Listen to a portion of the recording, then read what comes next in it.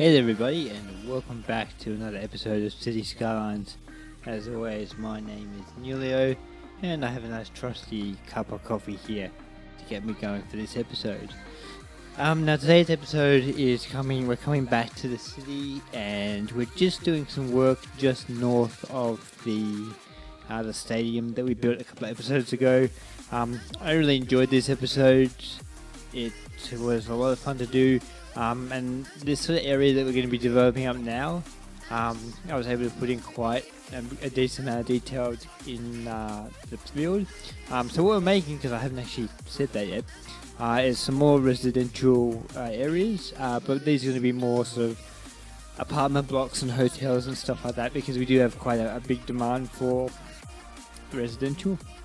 And even after finishing this build, we still have quite a big demand as well. So yeah, so there's going to be probably a lot more residential coming up. I'll probably do some residential stuff off camera. In fact, I've already done that after doing this time lapse, because I just really have a massive residential demand. So there'll be a bit of that as well. But the first thing I want to do is actually get a really small little announcement out of the way. If anyone here is sort of a follower of $2.20, you probably heard of him by now. He's actually getting quite a following, but he's another Australian City Skylines player as well. And I actually had the chance to help contribute to his project. Not in like a collaboration or anything like that, but in sort of helping with some assets for his series. Now, the assets were billboards. Which by now you've probably heard him talk about. In his last episode he mentioned and showed us some of these designs, so I actually did some of those designs, like the graphics for the billboards, and I think someone else who actually does 3D modelling sort of put them together as well. So I was sort of behind the whole the Squiggle Flux toaster, which seemed to gain quite a bit of popularity. People sort of quite liked the nod to the four YouTubers in that one, because I actually put the price as $2.20, which I thought was pretty neat. So there was that one.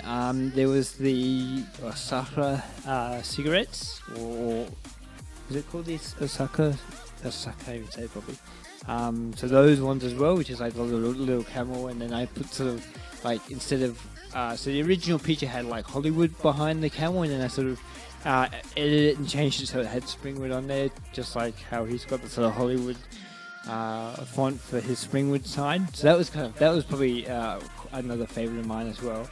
And then the last one was a bit more of a minor one, sort of less of a nod to anything in particular, but it was just an advertisement for like an astrology night at the observatory, which is based on the one in LA. I think it's just called, I think in his series it's just called the Springwood Observatory, but I sort of also did the artwork for that one as well. And then there was another there was one for his the rail line, the air rail, which I sort of had the tagline of, I think it's like, if you're scared of flying, don't I can't remember what it was. Don't lose it, don't fall off, don't go off the rails, that's right. And then down below I had It's a Long Way Down, because it was basically tying in people's fear of flying with a rail being, like a monorail being suspended up in the air. So just some small things like that. Kind of a lot of fun to do as well. It was sort of something that I was keen to try, because I had done a bit of design in the past and sort of studied it. So I sort of, I don't know if that sort of gave me a slightly unfair advantage, but regardless, it gave me a chance to contribute to another project which I've been following quite closely, and just sort of put those skills to use and make something funny and interesting, and yeah, people seem to like them, so that was kind of cool. So I look forward to actually seeing the billboards in one of whatever episode they're showing, because he showed the designs up but not the actual billboards, so it's going to be cool to actually see them sort of all done up and sort of in the city as well. So that's a little small announcement, a bit of, did you know kind of thing. So yeah, let's get on to the build that we're doing today. So again, like I said, we're doing the residential apartment complex. And this build, I sort of, when I started doing this spot, what this is it's not like, it's kind of like not an overpass, but it's going to be like a raised tennis court for like a private tennis court for the residents of the building that's just in front of us, which goes like over ahead of like a laneway or a street.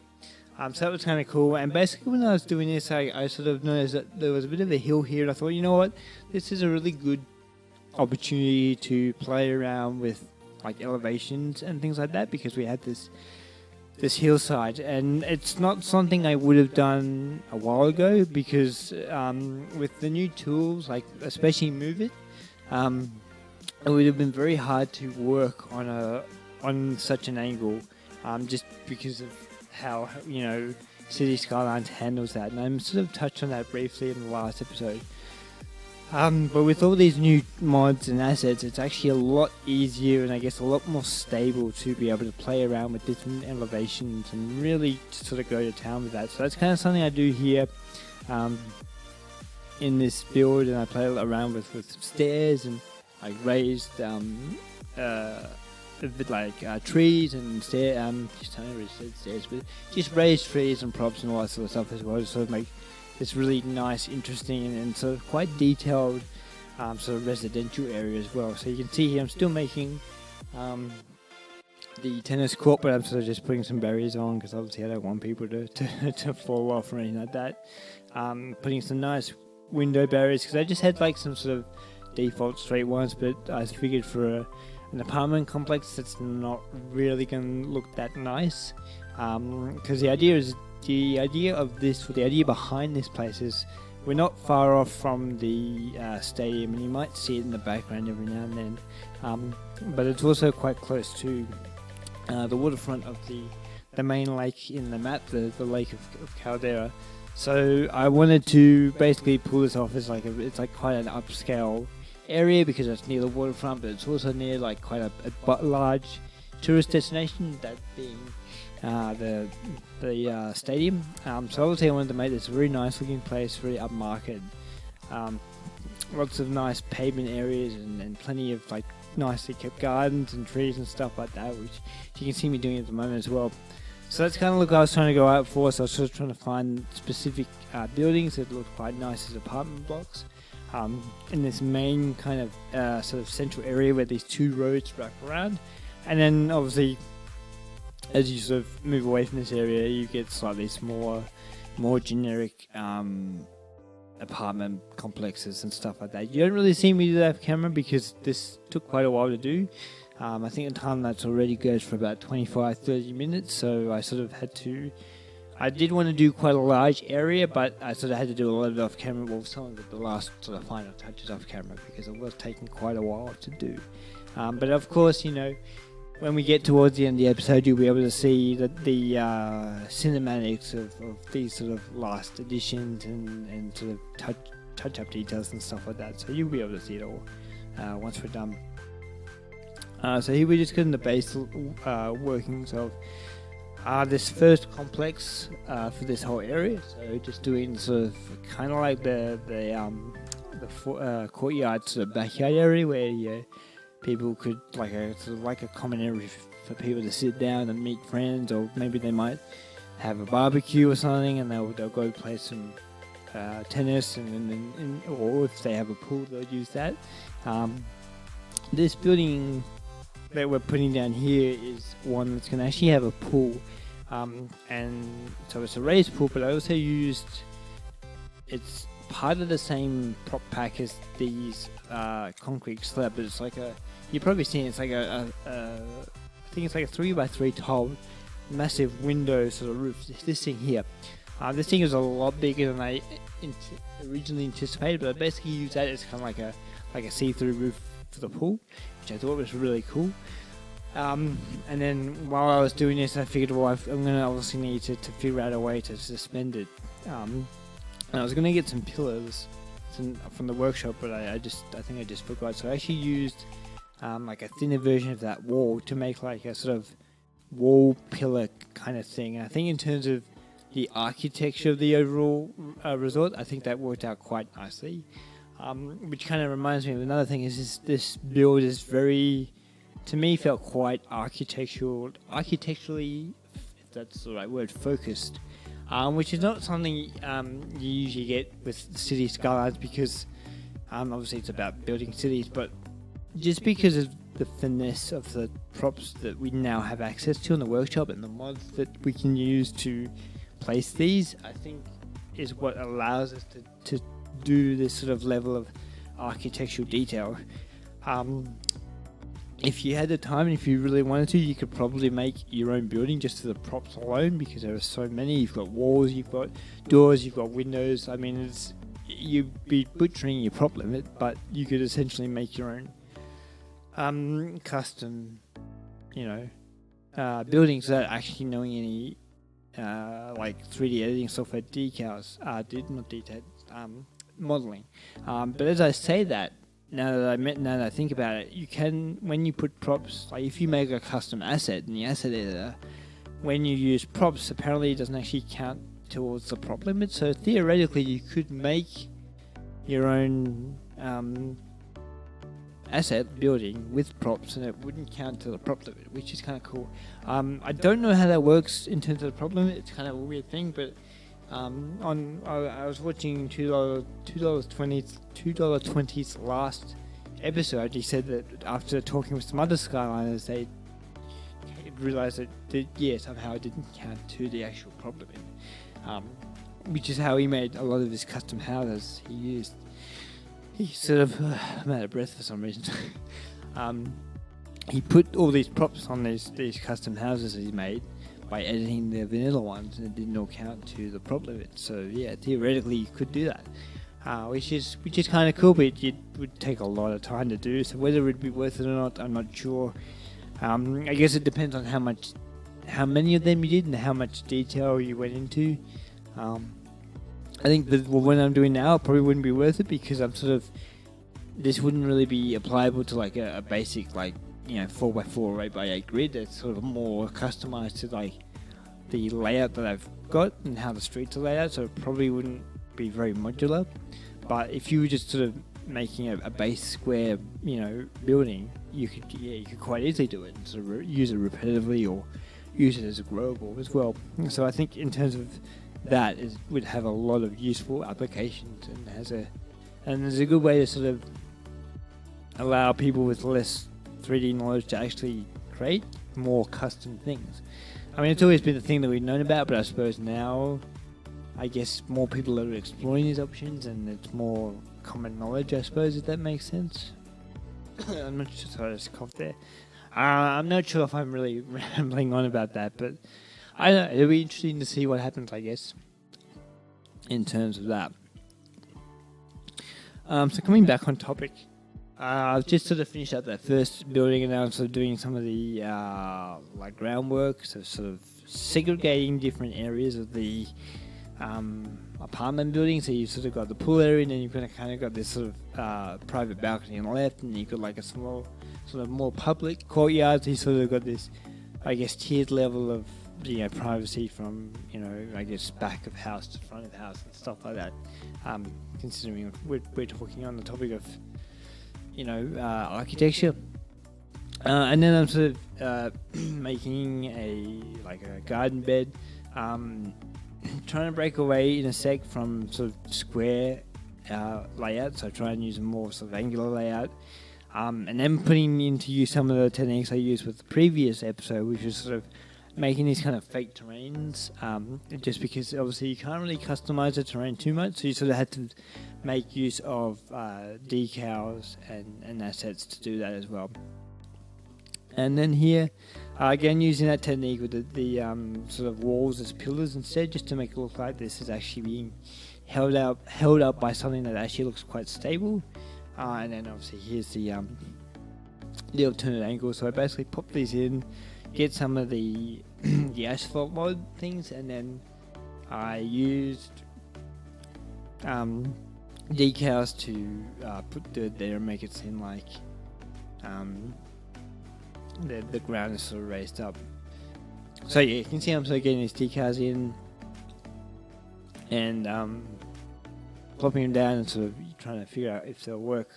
Had to find the right decals because some of them sort of fade out in a circular motion, so I had to find more square ones to make this work so it didn't start bleed over the edges and sort of make it look like it was kind of running down the side of the wall.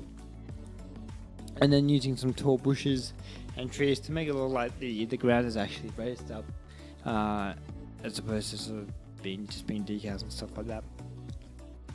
But you can see there's a lot of play with different elevations and stuff. And there's a lot of fun to do as well, just to add this degree of customization to these sort of apartment blocks and stuff like that as well. So the other thing I want to talk about is a comment. There was like one comment on the last episode because I actually asked, I put out a question to people asking what they wanted to see in like future episodes. And when I originally saw this comment, I actually forgot that I had asked this question. So I kind of posted a response saying like, "Oh, I'm not quite sure what you mean." So I do apologise to that person. I just completely forgot that I even asked that as well. But that does bring up an interesting question because they were suggesting doing like an international airport build in this city. And so while I might do some sort of airport, it's probably not going to be an international or even like a normal sized airport, purely because I don't think that this city, well, for one, I don't think it's going to be big enough to sort of support it in terms of scale. But the other reason is that when I made this map, it was intended to be like surrounded by mountains and hillsides. So to sort of have a large airport in this kind of terrain is probably like it wouldn't be really super feasible in life because the sort of mountains are going to be sort of too close to sort of make safe approaches. Or at least that's how I'm sort of approaching this map. That being said, I had thought about whether I want to do some sort of small airport, and I'm thinking maybe I will do like a smaller, possibly more rural kind of airstrip that might be used more for like maybe sort of smaller supply drops or farmers or something like that, and maybe be more sort of helicopter focused or something like that. Just because like it's sort of air transport was never really going to be the main transit option. It was mostly going to be sort of trains and sort of public transport and buses as well, because that's kind of what I had to focus on, was sort of being a lot of locomotive transportation, because this is sort of a very wood-based like a logging heavy sort of industry. So we've got the cargo terminal, which was very much based around shipping out like wood and things like that from the surrounding trees. So it's very much that sort of train-based economy. So that's kind of what I'm thinking. And coming on to that, I'm also thinking of, and probably in future episodes, is actually starting to implement more of that transit options by introducing some ferry terminals. Because we've got like this central lake, which is key to sort of the map. And that the city is going to be surrounded and focused around this lake. It's going to make sense to have a ferry network system to get people around various parts of the city. And that's something that we can start to implement quite soon, because we've already got a number of different waterfront developments. I think it's about 3, maybe 4 if you include the stadium. So we can it is actually feasible to start adding in a ferry system to help people travel to and from different areas of the city. And we can actually have, going from one side to a complete opposite side as well. We sort of have the development for that, which would be good to try and tackle, and it's something I've been wanting to do for a while, but it's just a matter of waiting until the city gets big enough to make that more feasible and to actually have routes going in. And hopefully that would sort of decrease traffic a little bit. Not that it's actually that bad. There's a lot of heavy use roads that are red, but the traffic's not actually come to like a standstill. So the road is at sort of maximum capacity without like losing any efficiency as well. So that's something I'll probably start thinking about quite soon. either in maybe not so much the next episode, but probably following episodes as well, because I think that's kind of a good time to start bringing that into play into the series as well. So here we're just sort of doing some more garden work again, doing that little trick with the terrain that you've seen me done, and you've probably seen it on the last episode if you saw that. Just to kind of make these raised areas have their own little sort of garden area, just sort of make it look a lot nicer and a lot more realistic as well. Again, just a matter of using different sized trees to clip them through these decals and assets to get this garden working correctly. And then soon after this, we're actually going to start working on like a more commercial based area. So it's going to be like I guess like a restaurant to the bar area that's going to be just up from this car park area, because it would make sense to have some sort of commercially sort of kind of touristy areas nearby this apartment complex. And what I'll probably also do is add some shops along the waterfront, which isn't really developed. So I think I'm not sure if it's going to be in another episode, but I want to add some shops and some more sort of water side front based areas as well.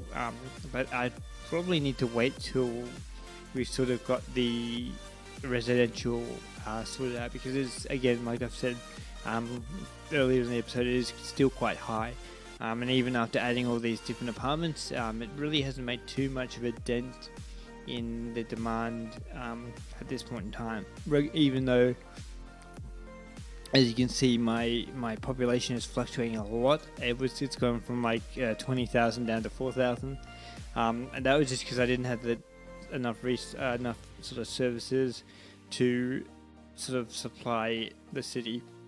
So I actually had to start plopping hospitals and crematoriums and graveyards like on top of each other, because it just like there wasn't enough space to add like three of each type. So I just had to kind of plop them down on top of each other to sort of make a more realistic demand, because you sort of need a ridiculous amount of services to actually cover quite a small city, and I'm sort of starting to realize this now, especially when I start putting in more high rises and apartment blocks. It's sort of not spaced out as much as it would be if you were doing a sort of small housing residential areas and stuff like that as well. Here we're moving on to not the last part of this build, but the last apartment block for this build. So again, it's another first sort of back area with a pool.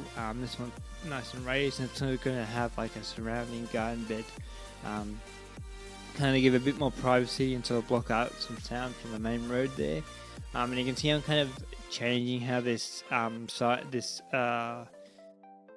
sidewalk is. So rather than using the default sidewalks, I've kind of merged it in with the raised area and then started adding some stairs to sort of make it look a bit more interesting, and just sort of basically I had to make it mesh well with the previously existing raised area, because I couldn't really raise the roads without it sort of messing up the base grounds for this apartment block here as well. So that was kind of my solution, was to sort of carry this raised area along a bit further and then use stairs to bring it back down to the same level as the default sidewalk. Again, using these nice little like pillar walls to sort of make the sides like just some more interesting walls, and sort of adding them to like the sides of the staircases and stuff like that. These pillars I've used for similar things in the past, and I think they're really good to use, and I think they're quite often looked, because they're under just a pillar category, and you don't sort of really think to use pillars unless you actually need to use pillars. So using these as like sort of walls and for like side staircases, I think was kind of a cool idea. Just a fun experiment to sort of play around with as well, and I think it worked out quite well, and just sort of just adds a bit more variety to the different wall heights and stuff like that. And once I add in all the decals and the trees and stuff like that, it does complete this area very nicely as well. So this is just sort of getting close to the finishing touches of this area. I'm just adding in all the different trees and trying to find the right ones that sort of fit in the area and don't sort of clip through too much. Took a little bit of playing around because I had to find the right size bushes, and I couldn't really use like bunches of bushes because they were just too big for the area that I wanted to use. Because I was sort of using that to try and save a bit of time, but it wasn't too bad. Like I still able to find a good, appropriate sized bush to sort of fit in there as well. And then we were sort of adding in these other pavements that we've used throughout, just to sort of carry that idea across as well. So I really liked how this area turned out, especially being able to play with all the different elevations. It's sort of a theme that I've carried through this sort of area, and with the mods available, I think it's really sort of worked out quite well, come to fruition. A lot of this last stuff is just kind of, like I said before, just sort of polishing up some of the residential areas, using that little trick to clip trees to the ground. Again, those big trees really do help because they've got a very tall stump, so also tall trunk. So it's a bit easier to sort of clip them through and still make it look natural, and sort of not make the clipping as obvious as it might with other ones. Here I'm just kind of trying to get the front end of this particular sort of apartment slash sort of shop front area. You can see the sort of shops down the bottom. So I'm trying to get this sort of area sorted out so it kind of looks a bit like there's sort of cafes and places that people can sit out the front, and just kind of make it look a little bit nicer. I come back and sort of cover up some bushes here and some parking that sort of doesn't really make sense where it is. So I sort of sorted that out, used some of the planters to cover up those little bushes there, and then just added some final trees and things like that. And then here again, just adding some minor details to that sort of little garden bed area. I'm going to try and get some different textures in that. But so yeah, this will probably be like a little area for shops, and then on the other side of this road I think I'll have more shops and more sort of waterfront cafe areas and commercial buildings, because that's where we are on the map, and it kind of makes sense to have that there. We've got a very big residential area, so it obviously makes sense to have some sort of shops nearby, but that won't be for a while because our residential demand is quite high, and I'm actually noticing a few abandoned buildings in other parts of the city, so I sort of have to sort that out, get that working first, which may involve maybe some off-camera stuff to fix that up. Here was something that I really enjoyed doing. It was kind of making these sort of like custom car covers for the car park. Custom car park covers. So it's basically a mix of the wall networks, using the network mod, and then the ploppable asphalt, and then the decals, and just kind of raising them off the ground and sort of getting them sorted out. And I can sort of adjust it and customize it a bit more than, say, a default sort of covering asset or a pergola asset or something like that. So here's the last part before the time-lapse end, is just making this little commercial part that I talked about. It's just a little tricky, like trying to figure out how I was going to use this space and where the different areas were going to be. And that was kind of because it was not only was it on a corner, but it was also on a bit of a slope with some different leveled terrain areas.